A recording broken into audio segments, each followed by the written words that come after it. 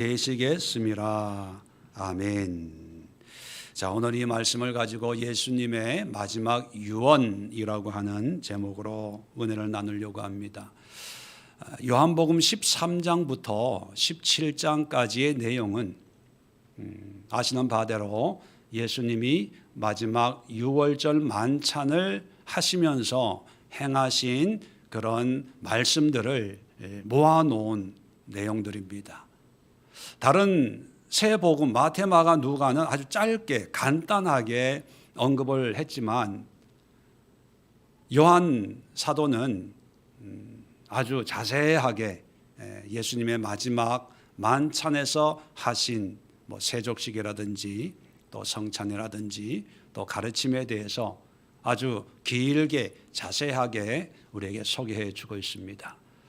자, 이 13장부터 17장까지 이어지는 이 예수님의 가르침에서 가장 마지막에 예수님이 하신 행동이나 언급은 무엇일까? 이게 참 의미가 있습니다. 죽음을 눈앞에 두신 예수님이기 때문에 이 제자들과 마지막 작별, 고별이라고 하는 것은 어떤 면에서는 죽음을 앞둔 유언과도 같은 거거든요. 유언. 마지막 예수님이 강조하셨던 것은 무엇일까? 물론 예수님이 하신 모든 말씀이 중요하고 의미가 있습니다. 그런데 그래도 우리에게 좀 더 부담으로 무거움으로 다가오는 마지막 가르침과 말씀은 뭘까? 여기에 좀 더 관심을 가지다 보면 14장 31절에 보면 14장 31절 이렇게 마칩니다. 오직 내가 아버지를 사랑하는 것과 아버지께서 명하신 대로 행하는 것을 이 세상이 알게 하려 함이로라. 이렇게 말씀하시고 일어나라 여기를 떠나자 하시니라. 자, 일어나자 여기를 떠나자. 이 말씀을 보면 이제 이 말씀을 하시고 만찬이 파해진 거죠. 자, 그래서 일어나라 여기를 떠나자 하시고 18장 1절을 한번 볼까요? 18장 1절 보면 예수께서 이 말씀을 하시고 제자들과 함께 기드론 시내 건너편으로 나가시니 그곳에 동산이 있는데 제자들과 함께 들어가시니라. 이게 이제 겟세마네 동산에서 마지막 기도하는 그런 일을 하러 가시는 거죠. 그렇게 보면 13장부터 17장까지 내용 중에 문맥적으로 예수님의 어떤 이 만찬의 대미를 장식하는 그 의미가 바로 14장 31절 이 한 절이 암시를 하고 있어요. 그렇게 보면 4장 31절과 18장 1절이 자연스럽게 연결이 됩니다. 일어나라 여기를 떠나자 하시니라. 18장 1절 예수께서 이 말씀을 하시고 제자들과 함께 들어가시니라. 이게 자연스럽게 연결이 되죠. 그렇게 보면 14장의 내용이 예수님의 가장 마지막 가르침을 전하시고 이 말씀을 전하고 이제 더 이상 할 말이 없다. 끝내자. 이제 떠나자. 그러면서 예수님은 죽음을 향해서 담담하게 걸어가셨다는 것입니다.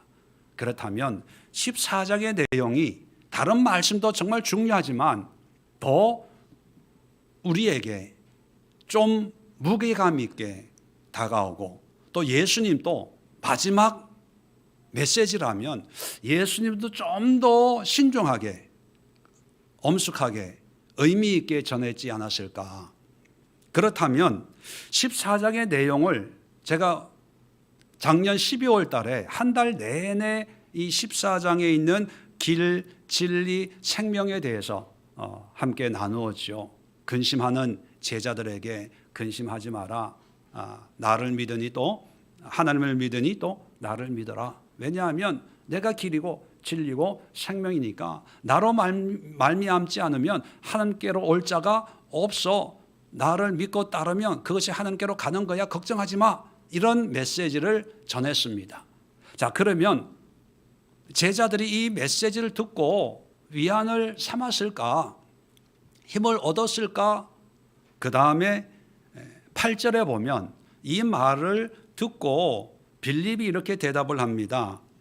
주여 아버지를 우리에게 보여 주옵소서. 그리하면 족하겠나이다.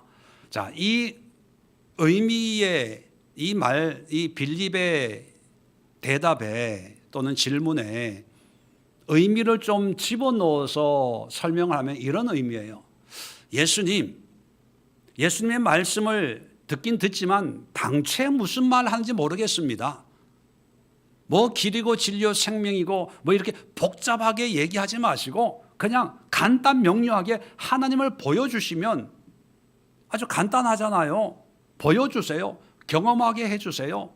하나님을 만나게 해주세요. 우리가 갈 필요 없이 하나님이 우리를 만나주시면 아주 간단할 텐데 뭐 그렇게 이해도 안 되는 그런 내가 길이다 진리다 생명이다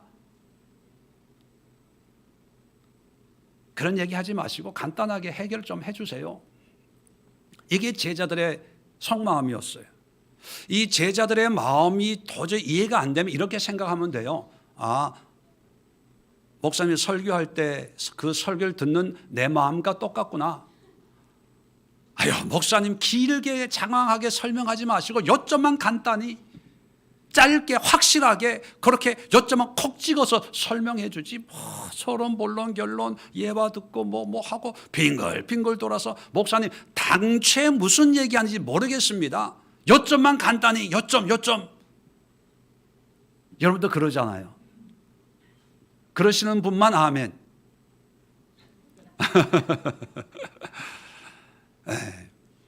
우리의 마음이나 제자들의 마음이나 똑같았던 것 같아요. 자, 그래서 9절부터 예수님이 여기에 대해서 설명을 해주는 거예요. 이해를 못하는 제자들에게 설명을 해주는데 9절부터 10절까지의 내용은 여러 가지로 하나님이 내 안에 일을 하시고 나도 하나님 안에 일을 하시고 뭐 이런 얘기를 하는데 간단하게 얘기하면 나를 믿으라는 거예요. 내가 하나님인 것을 그냥 믿어. 하나님을 보여달라고 하지 말고 내가 하나님이야. 나를 본 자가 하나님을 보았고 내가 하는 게 곧 하나님의 일이니까 믿어. 자, 그리고 12절에 보면 이렇게 얘기합니다. 내가 진실로 너희에게 이르노니 나를 믿는 자는 내가 하는 이 일을 그도 할 것이요 또한 그보다 큰 일도 한다는 거예요. 아니, 예수님보다 더 큰 일을 할 수 있다는 건 굉장한 일이거든요. 근데 이런 일을 할 수 있는 이유를 이는 설명을 하는 거예요. 왜 이런 일을 할 수 있냐? 내가 아버지께로 감이라. 아버지께로 간다는 것은 뭐예요? 나중에 부활하시고 승천하셔서 하나님 보좌 우편에 가신다는 거죠. 승천을 의미하는 거예요.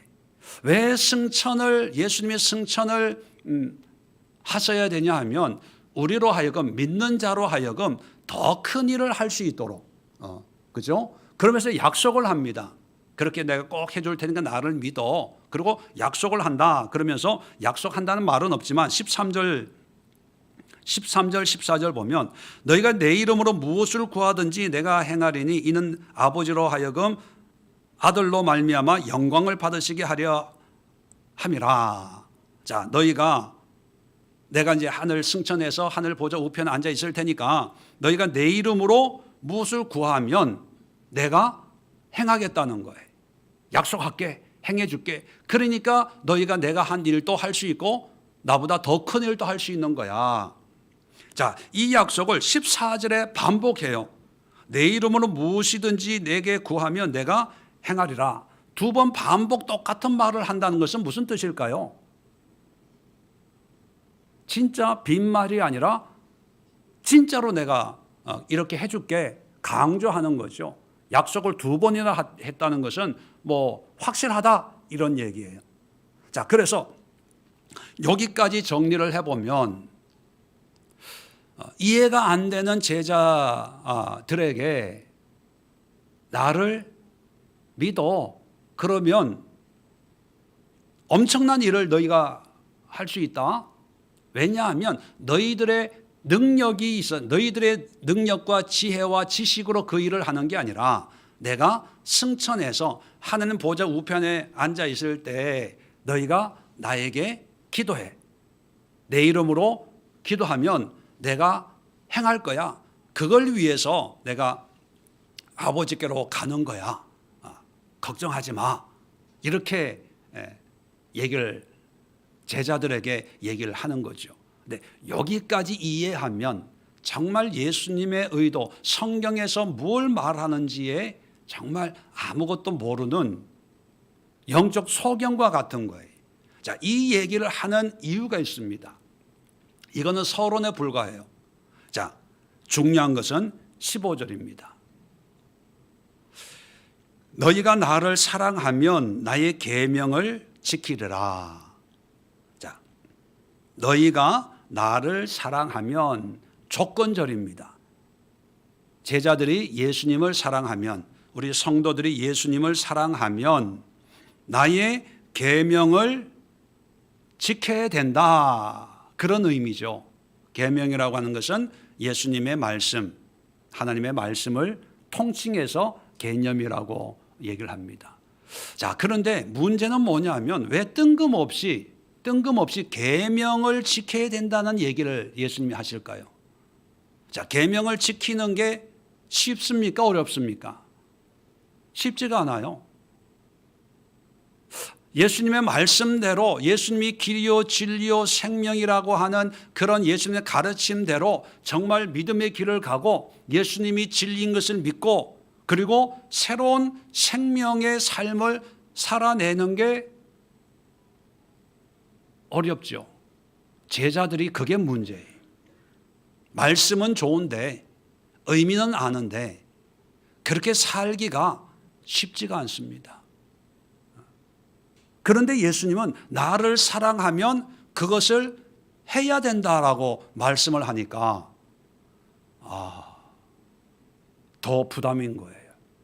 할 수 있는 얘기를 하셔야 되는데 어려운 얘기를 하니까 문제가 생기는 거죠.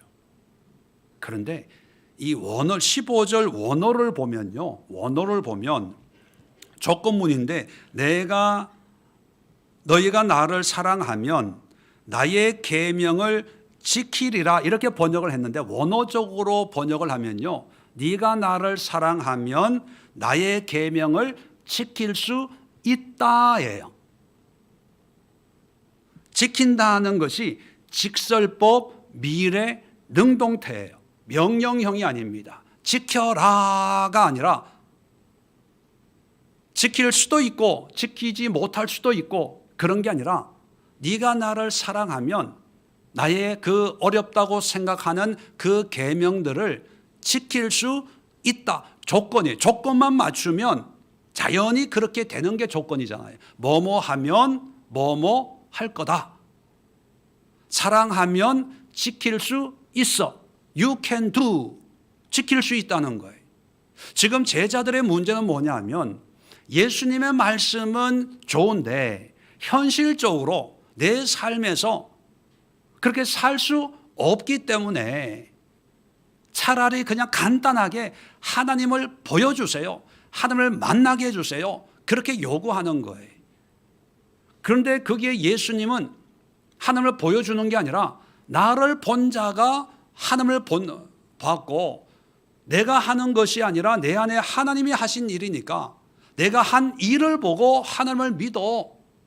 그 얘기를 하시고 나를 사랑하는 자는 나의 계명을 지킬 수 있어. 그 계명이 뭡니까? 13장에는 새 계명을 주노라. 그게 뭐예요? 내가 너희를 사랑한 같이 너희도 서로 사랑해라. 또 내가 길이요 진리요 생명이다. 나로 말미암지 않고는 하나님께로 올 자가 없으니까 내가 그 길 핑계대지 말고 그 길을 걸어. 그 진리 멀리 있는 것이 아니라 바로 가까이 있는데 바로 그 가까이는 내가 그 진리야. 그 생명, 그 믿음의 길을 걸어가는 그 생명의 삶을 살 때 새로운 지평이 열린다. 이게 12월 달에 제가 설교한 설교 제목들 아닙니까? 이런 삶을 살아야 돼라고 하는데 정작 제자들은 말은 맞는 것 같은데 내 현실은, 내 형편은, 내 입장은 여러분들도 그런 생각할 때가 참 많을 거예요. 제가 설교할 때 목사님은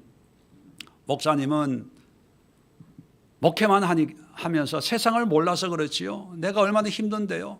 직장생활, 가정생활, 내 환경, 형편에서 그렇게 말씀대로 살면 좋기야 좋죠. 그런데 그렇게 안 돼요, 목사님. 목사님, 내 입장에서 이렇게 교회 주일날 한번 나와 있는 것도 이게 얼마나 큰일인데 거기다가 뭘 또 바랍니까?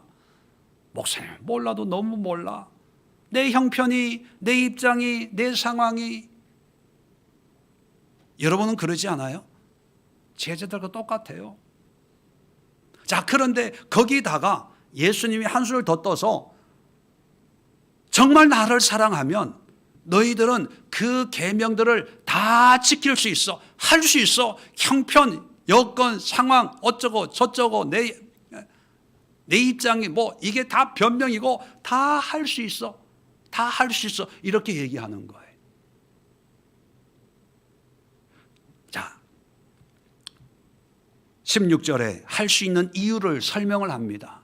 자, 16절에 내가 아버지께 구하겠으니 그가 또 다른 보혜사라고 하는 것은 돕는 자, 인도자 뭐 그런 뜻이에요. 헬퍼, 카운셀러 다른 보혜사를 너에게 주사 영원토록 너희와 함께 있게 하리니 그는 진리의 영이라 세상은 그를 능히 받지 못하나니 이는 그를 보지도 못하고 알지도 못함이라. 믿지 않는 사람들은 이 존재에 대해서 알 수가 없어요. 그러나 너희는 그를 아나니 그는 너희와 함께 거하시며 또 너희 속에 계시겠습니다. 여러분, 예수님이 승천하셔서 하늘 보좌 우편에 앉아 계셔서 예수의 이름으로 기도하는 자 그 기도를 내가 응답해 주겠다 2번씩이나 약속한 이유가 있습니다. 그 약속을 통해서 너희는 내가 한 일도 하고 내가 한 것보다 더 큰 일을 할 수 있다라고 2번이나 언급하고 약속한 이유가 뭐냐 하면 나는 가. 12절에 보면 아버지께로 가. 그런데 내가 감으로 해서 너에게 오는 보혜사, 돕는 자가 있는 거예요. 너희들 능력으로는 안 돼, 못해. 너희들의 환경에서는 이건 불가능해. 어려워, 힘들어. 맞아, 어렵고 힘들고 너희의 능력으로는 못해. 너희의 지식으로는 몰라. 너희의 지혜로는 죽었다 깨어나도 이런 문제를 해결할 수 없어. 그래서 내가 가는 것을 끝나는 게 아니라 내가 가면 보혜사가 오는데 돕는 자, 도와주는 자가 오는데 그 도와주는 자는 나처럼 잠깐 있다가 떠나는 사람이 아니라 그리고 나처럼 너희들하고 함께 밥 먹고 이러는 사람이 존재가 아니라 너희 속에 있는데 언제까지? 영원히. 16절 끝에 보면 영원토록 너희와 함께 있게 하리니 절대로 떠나지 않는 그 보혜사를 주니까 그 보혜사로 인해서 너희가 내가 한 일 또는 나보다 더 큰 일을 할 수 있어. 그리고 내 계명 어렵다고 하지 힘들다고 하지 내 형편에서는 안 돼 못해 돈이 있어야지 건강이 있어야지 환경이 있어야지 마음이 편해야지 뭐 되는 일이 있어야지 늘 그랬지. 그래서 그런 환경에선 안 돼. 내가 봐도 안 돼. 그래서 내가 돕는 자를 보내주는 거야. 그 얘기를 하는 거예요. 그 돕는 자가 우리가 잘 아는 누구예요? 성령 하나님이에요. 성령 하나님. 지금 14장 1절에 마음에 근심하고 두려워하는 사람들입니다. 그 사람들에게 길, 진리, 생명이 바로 나다. 나를 믿고 따라. 그리고 내 계명을 지켜. 그 얘기를 했을 때 제자들은 힘들어요, 어려워요, 못해요. 우리하고 똑같아요. 여러분, 말씀으로 사는 게 이게 쉽습니까?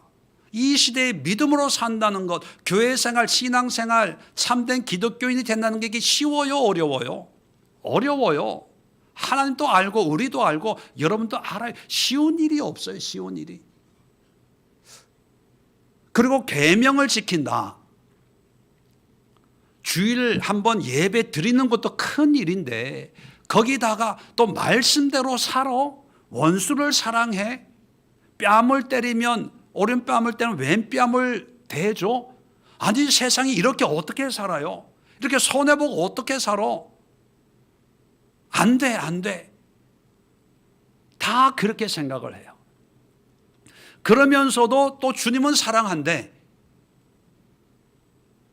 우리 마음에 막 신앙생활이 막 하루에 뭐 몇 번씩 바뀌죠.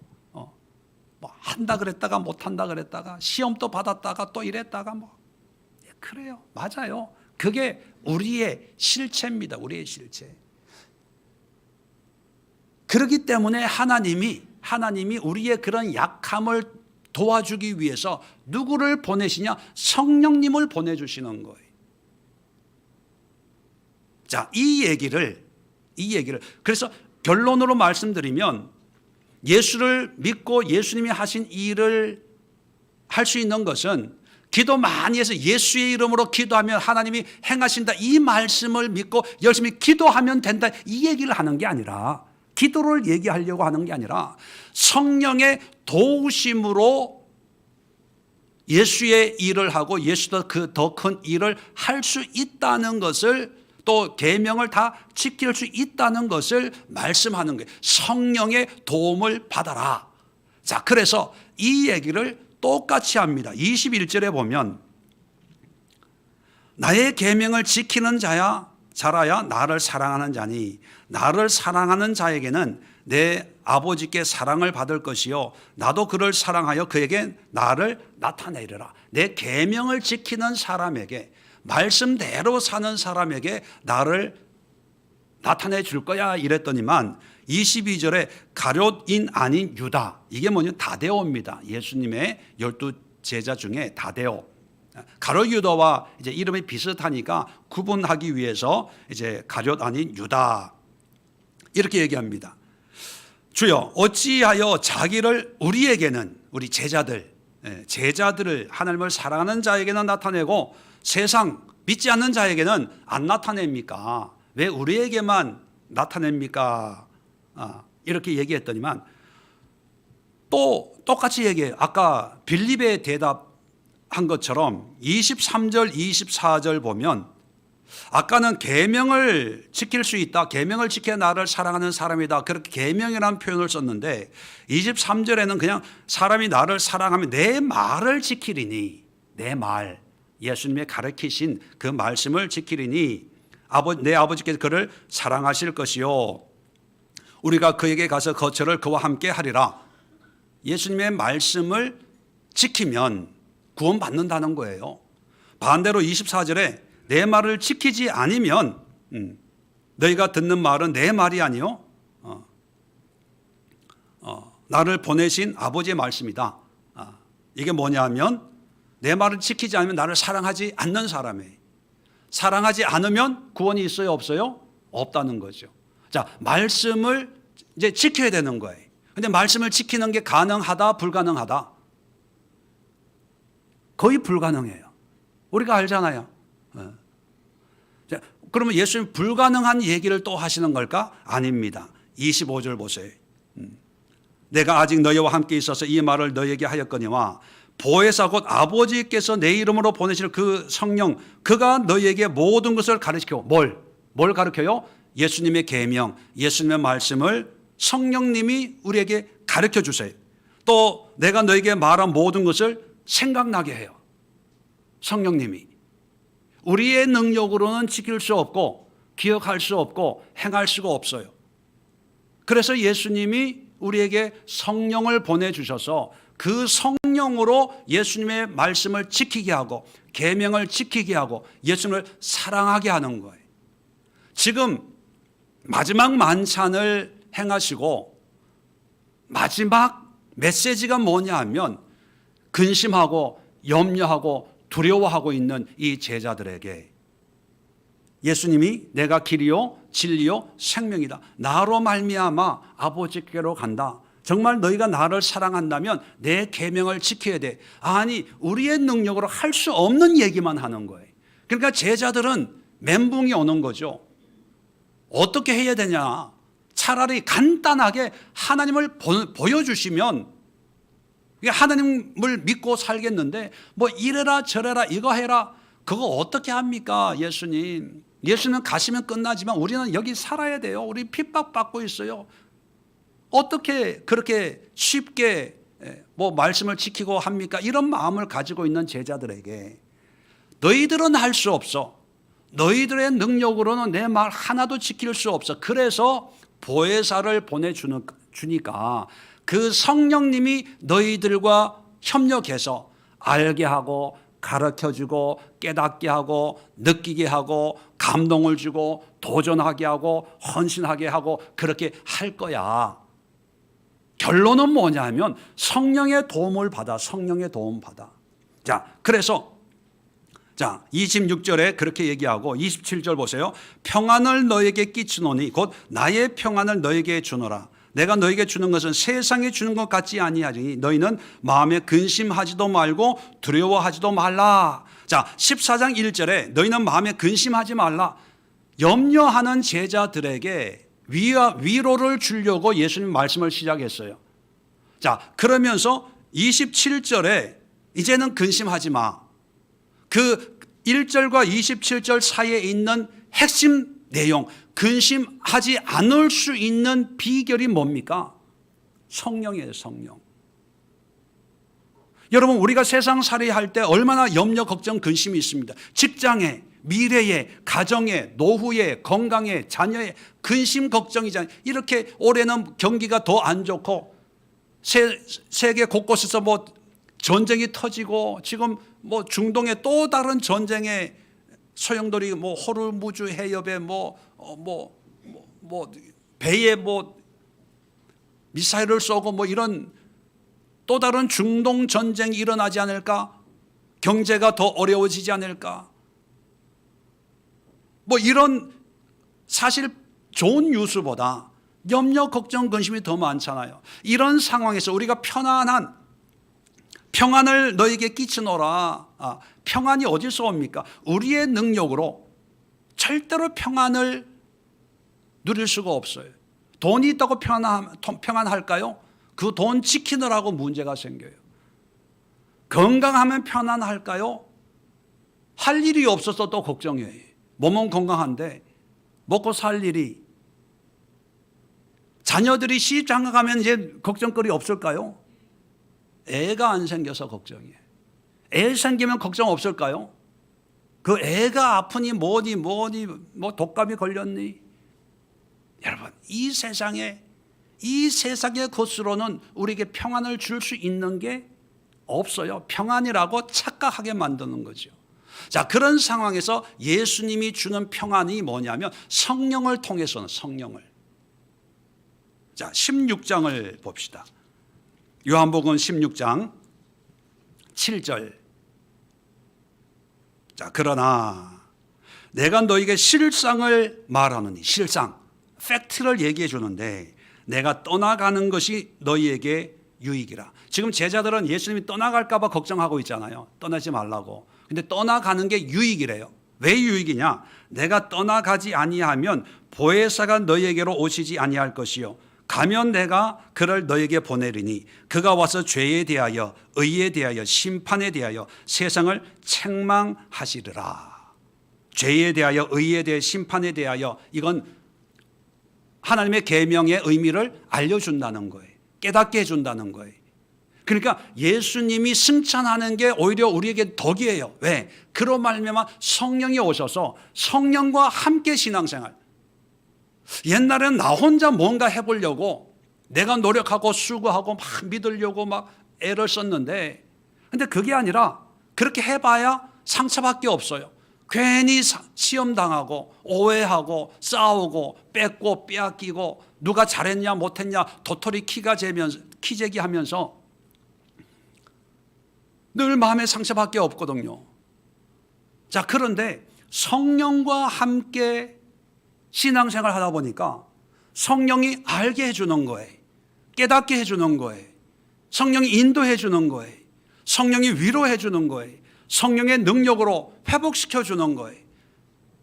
옛날은 화나고 짜증나고 성질 부렸는데, 그런데 화날 일이 아니구나, 시험 받을 일이 아니구나, 내가 여기서 흥분해야 될 필요가 없구나, 낙심해야 될 필요가 없구나, 이게 끝이 아니구나, 이게 실패가 아니구나, 이런 것을 성령을 통해서 우리를 알게 해주고 깨닫게 해주기 위해서, 그래서 그런 성령의 깨달음을 통해서 일을 할 때 예수님이 행하신 그런 일을 하고 그것보다 더 큰 일을 할 수 있다고 예수님 말씀하시는 거예요.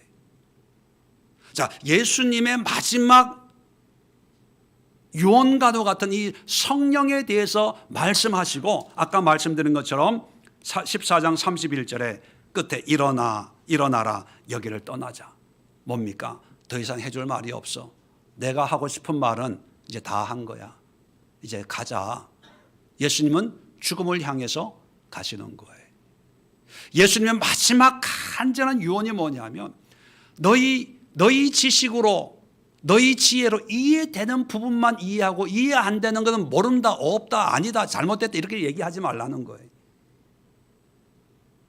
너희의 지식과 너희의 수고와 노력과 함께 성령이 주는 지식, 성령이 주는 지혜, 성령의 인도, 성령의 깨달음, 성령의 감동, 이 성령님과 함께 해야 내 말을 지킬 수 있고 내 계명을 지킬 수 있고 내가 길이요 진리요 생명이다 하는 그 삶을 살아서 결국은 하나님께로 갈 수가 있어.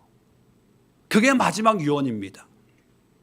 자, 그리고 죽으셨다가 예수님이 부활하셨어요. 요한복음 20장 한번 보실래요? 요한복음 20장 19절. 자, 이튿날 곧 안식 후 첫날 저녁 때에 제자들이 유대인들을 무서워하여 두려워하여 모인 곳에 문을 닫았더니, 이제 두려움, 근심 속에 있는 거죠. 예수께서 오사 가운데 서서 이르시되 너에게 평강이 있을지어다, 너에게 평강이 있을지어다. 이것은 샬롬, 인사에, 유대인들의 인사, 샬롬. 그러면서 21절에 너에게 평강이 있을지어다, 아버지께서 나를 보내신 것 같이 나도 너희를 보내노라. 보냈는데 그냥 보내는 게 아니라 22절에 이 말씀을 하시고 그들 향하여 숨을 내쉬며 이르시되 성령을 받으라. 여러분, 부활하신 예수님이 제자들에게 하신 가장 첫 번째 일이 뭐냐면 숨을 내쉬면서 성령 받으라. 왜 숨을 내쉬면서 성령 받으라고 하셨을까요? 성령이라고 하는 그 단어의 의미, 푸뉴마거든요. 푸뉴마, 구약에서는 루아흐란 말인데, 루아흐, 푸뉴마가 다 똑같이 숨, 호흡, 공기, 생기 뭐 이런 의미를 가지고 있기 때문에 어떤 보이지 않는 그 성령을 우리가 느낄 수 있는, 오감으로 느낄 수 있는 행동의 언어로 얘기하는 거예요. 성령 받아야 돼. 부활하신 예수님이 첫 번째 제자들에게 요구하신 또 행하신 행동이 성령이었어요. 사도행전 1장을 볼까요? 예수님이 승천하기 전에 9절에 승천하셨어요. 1장 9절에 승천했는데, 승천하기 전에 두 가지 사건이 일어납니다. 1절부터 5절까지는 예수님이 4절에 예루살렘을 떠나지 말고 내게서 들은 바 아버지께서 약속하신 것을 기다리라. 약속한 것. 5절에 요한은 물로 세례를 베풀었으나 너희는 몇 날이 못돼 성령으로 세례를 받으리라. 제자들에게 성령으로 세례를 받을 때까지 예루살렘을 결코 떠나지 마라, 이렇게 말씀을 하셨어요. 이게 첫 번째 사건이고, 두 번째 사건은 6절에 보면 이스라엘 나라가 언제 회복이 됩니까? 하나님의 나라가 언제 회복이 됩니까? 이게 질문을 받았을 때 7절에 거기엔 신경 쓰지만 때와 시기와 아버지께 다 권한이 있고 너희들이 해야 될 것은 8절에 오직 성령이 너희에게 임하시면 너희가 권능을 받고 예루살렘과 온 유대와 사마리아 땅까지 이르러 내 증인이 되리라. 내 증인이 되어야 되는데 그냥 됩니까? 그냥 안 돼요. 우리 힘으로는 증인 역할을 할 수가 없어요. 그래서 성령이 너에게 임하시면, 이게 두 번째 사건. 그리고 승천하셨어요. 여러분 보세요. 만찬에서 죽음 바로 전에 마지막 유언이 뭡니까? 성령이었어요. 부활하셔서 첫 번째 제자들에게 하신 말씀이 뭡니까? 성령 받으라였어요. 부활하시고 승천하기 전에 40일 동안 이 땅에 계시다가 승천하기 전에 마지막 많은 40일 동안 얼마나 많은 일이 있었겠습니까? 40일 동안. 근데 그 40일 여정에 많은 일을 다 빼고 딱 두 가지 에피소드를 소개하고 있는데 그 두 가지 에피소드가 다 뭐에 관한 거였어요? 성령에 관한 거예요. 성령에 관한 거. 그러면 예수님이 우리를 제자들을 3년 반 동안 가르치고 훈련하고 떠나는 그 모습이 우리가 세상에서 공부하고 훈련받고 뭐 기술 배워가지고 뭐 학교나 어떤 그 단체에서 배워가지고 이제 사회로 나오는 거하고 질적으로 달라요. 세상은 기술, 능력, 자격증을 가지고 그걸 가지고 일을 하면 돼요.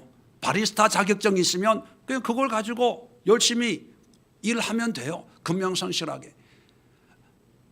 그런데 믿음은, 신앙은 그게 아니라는 거예요.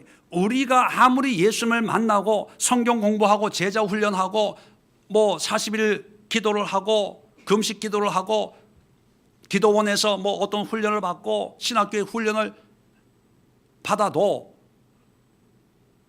우리의 능력, 우리의 지식, 우리가 가지고 있는 어떤 그런 환경으로는 절대로 하나님의 뜻으로 하나님의 말씀에 합당한 삶을 살 수가 없어요. 왜? 악한 사단 마귀의 원수는 우리보다 더 똑똑하고, 왜? 영적인 존재니까 더 실력이 있어요. 우리가 백날 노력해봐야 마귀가 한번 툭 건드리잖아요. 그러면 우리가 쌓아놓은 모든 계획이나 모든 각오, 결단이 다 무너져요. 경험해 보셨잖아요. 그래서 나온 말이 작심삼일. 근데 요즘 3일 갑니까? 마귀가 건드리면요, 작심 1초. 결단하자마자 아이고 내가 잘못했네, 괜히 했네, 그렇게도 될 수 있다는 거죠. 자, 그래서 하나님은, 예수님은 우리 힘으로 살라고 믿으라고 절대로 한 적이 없어요. 3년 반 동안 훈련시켜 놓고 마지막에 성령 받아야 돼. 성령과 함께 해야 돼. 성령의 가르침, 성령의 감동, 성령의 인도함을 받아야 돼. 이걸 죽기 전에 말씀하시고 부활하셔서 말씀하시고 승천하기 전에 말씀을 하셨는데, 문제는 뭐냐면 우리는 거기에 무관심했다는 거예요. 그리고 우리의 열심은 뭐였어요? 내가 뭔가 하려고. 하나님 이제 은혜 받았어요. 내가 뭔가 할게. 이것도 하고 저것도 하고 봉사도 하고 집사도 하고 뭐 권사도 하고 뭐 하고. 나를 세워주세요. 부장 세워주시고 권사로 세워주시고 집사로 세워주시고 목사로 세워주시고 뭐 열심히 하겠습니다. 됩니까? 안 돼요. 우리가 다 그 경험자잖아요. 그래서 많은 사람들이 해도 안 돼, 이게 머릿속에 남았어요. 한때 열심히 했는데 어떤 사람들은 하나님 앞에 삐져요. 그렇게 기도했는데 왜 응답을 안 하셔? 그렇게 힘들 때 찾았는데 왜 안 만나주셔? 그렇게 사업이 힘들고 어려울 때, 밑바닥에 있을 때 그렇게 교회에 헌신하고 새벽 기도하고 헌금하고 봉사하고, 우리 애들 간식 사줄 돈은 없어도 교회 헌금했는데, 목사님 식사 대접했는데, 그런데 하나님이 나한테 해준 게 뭐가 있어? 딱 그렇게 얘기합니다. 근데 성경은 그렇게 말한 적 없어요.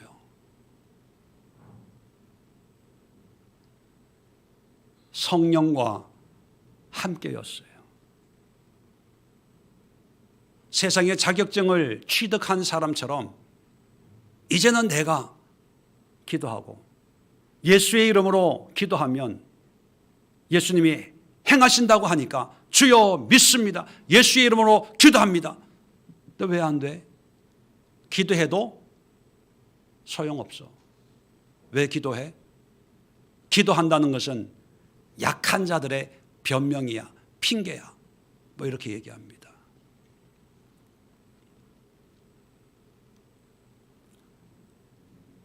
성경은 분명히 우리에게 말씀합니다. 우리 혼자의 힘이 아니라 성령과 동력하는 거예요. 성령의 가르침을 받는 거예요. 성령의 인도함을 받는 거예요. 제가 12월 달에 길이요 진리요 생명 이 설교를 한 달 내내 할 때 이 성령에 대한 얘기를 하고 싶어서 목까지 나왔어요. 근데 참았어요. 왜? 40일 기도회를 하면서 이 설교를 하려고. 요한복음 14장의 결론은 뭐냐면 예수님이 길이에요. 알아요. 예수님이 진리예요. 인정해요. 예수 안에서의 생명이 바로 그 생명이에요. 알아요. 근데 잘 안 되는데요. 예, 알아요. 그래서 우리에게 필요한 것은 성령님입니다. 성령과 동행해야 돼요. 성령의 은혜 속에 머물러야 돼요. 성령의 내주 속에, 성령의 충만함 속에, 성령의 세례의 은혜 속에 성령과 함께 바람같이 역사하고 세미한 음성으로 역사하고 따스한 호흡으로 역사하는 이런 성령의 은혜 속에서 신앙생활을 해야 되는데, 근데 이 성령 하면 잘못된 마귀가 준 잘못된 이미지 때문에 성령, 승무원교회 다녀? 성령, 야, 그 사람 신앙생활 되게 시끄럽고 뭐 분답하게 신앙생활 하겠네.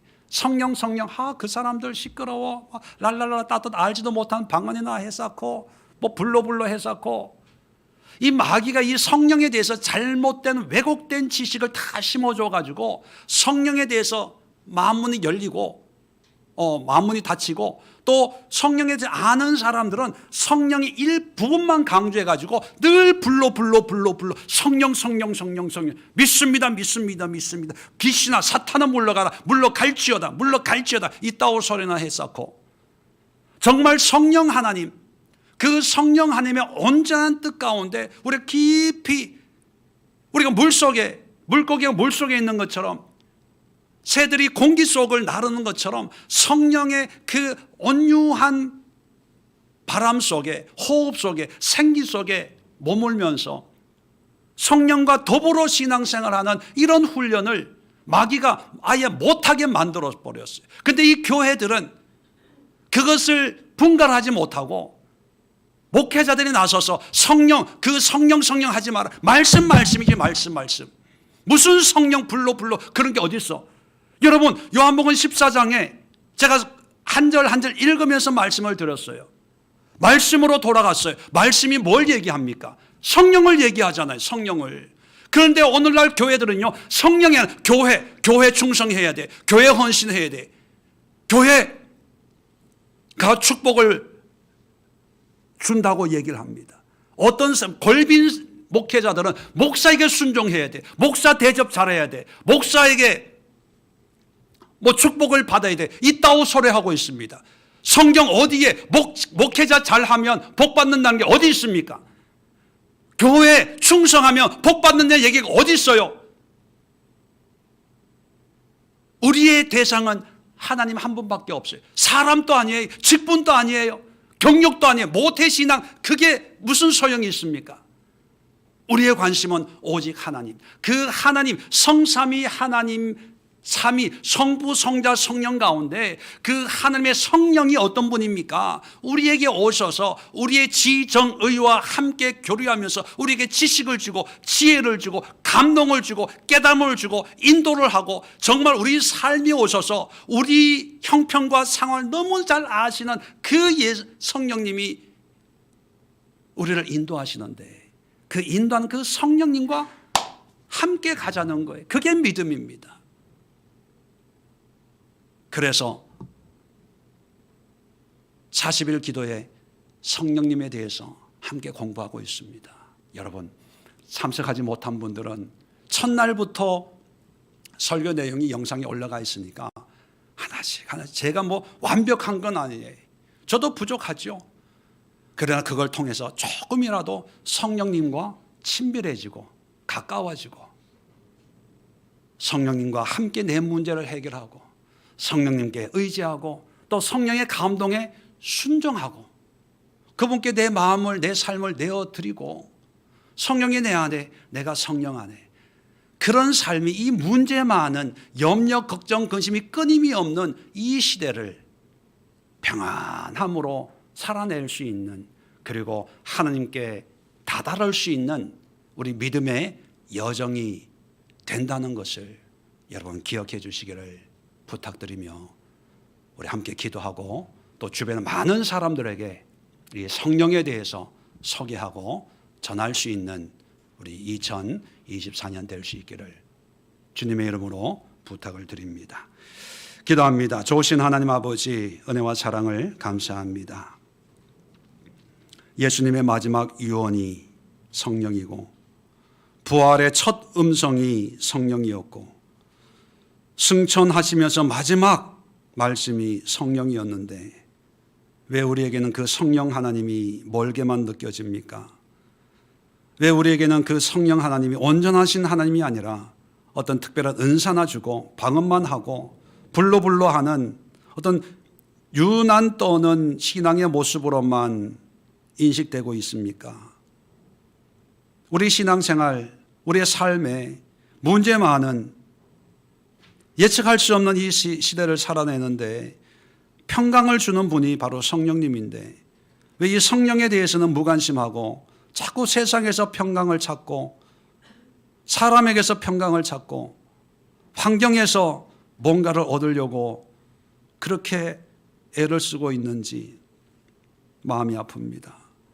성령 하나님, 우리 가운데 임하여 주셔서 영원토록 함께 거하시면서 우리와 동역해 주시기를 원합니다.